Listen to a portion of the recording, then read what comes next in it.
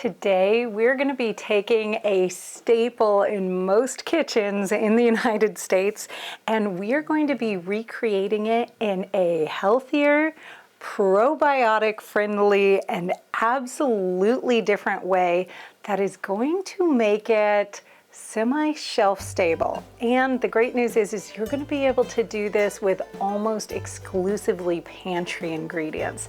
So join me as we make fermented ketchup. And yeah, it's delicious.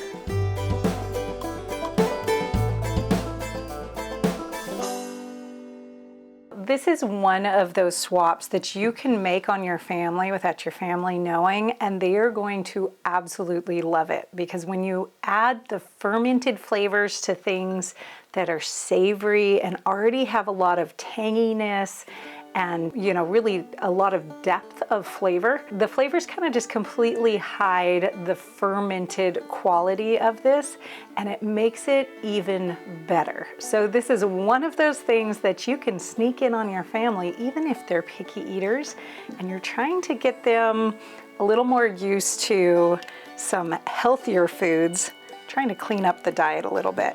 Now, I'm not going to say that it's going to make French fries a health food, but it is going to make them a lot more digestible if they're eaten with something that has all these amazing probiotics and enzymes in them. And you're going to be amazed at how easy it is to make an absolutely delicious ketchup in your own home. It's really easy. We're going to start with tomato paste today. You could use homemade tomato paste or canned tomato paste. This is about 1.5 cups of tomato paste. Super easy. Just open a can, you're ready to go. Then we're going to need some sweetener. Yes, ketchup needs some sweetener.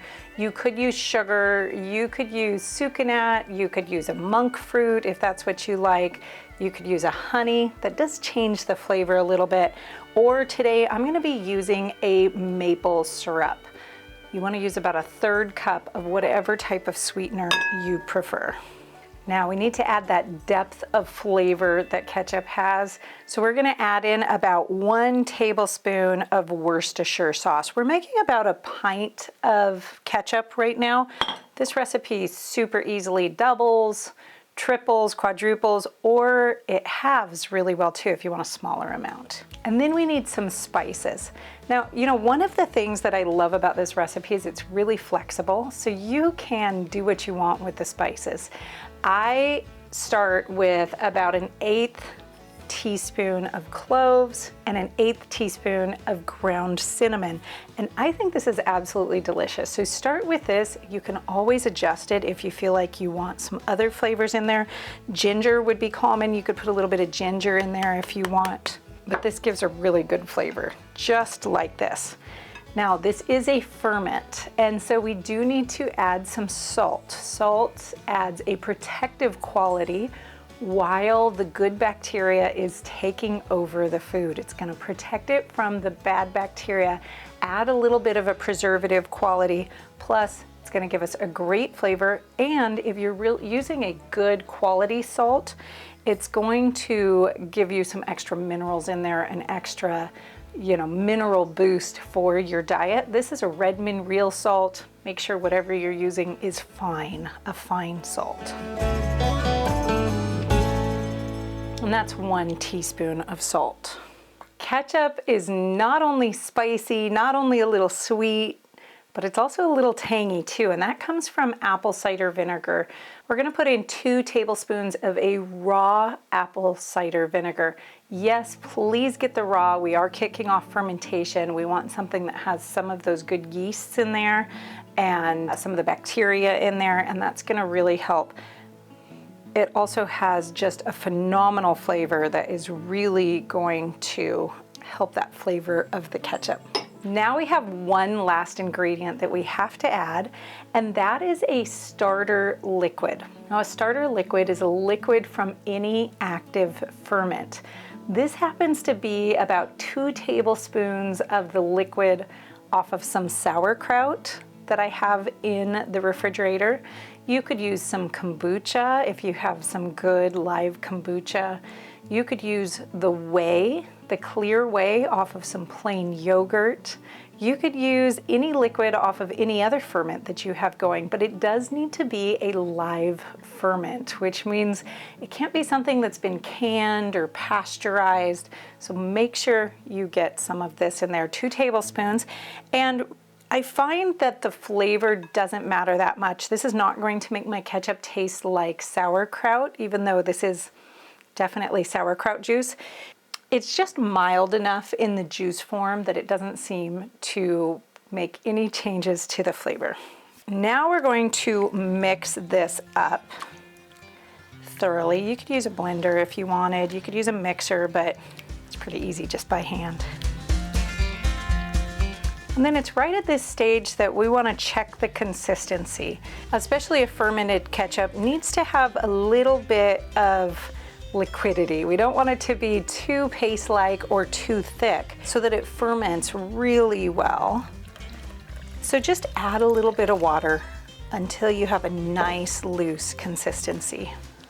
Just think of what ketchup would be like, store-bought ketchup, and aim for that.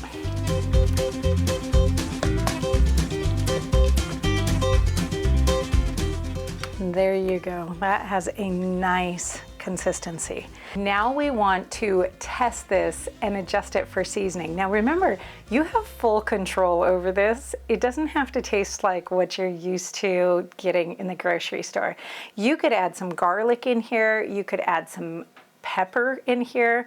We talked about maybe adding some ginger, some dried ginger. You could add some fresh ginger if you wanted, and that would all be really, really good. But now is the time to make those adjustments.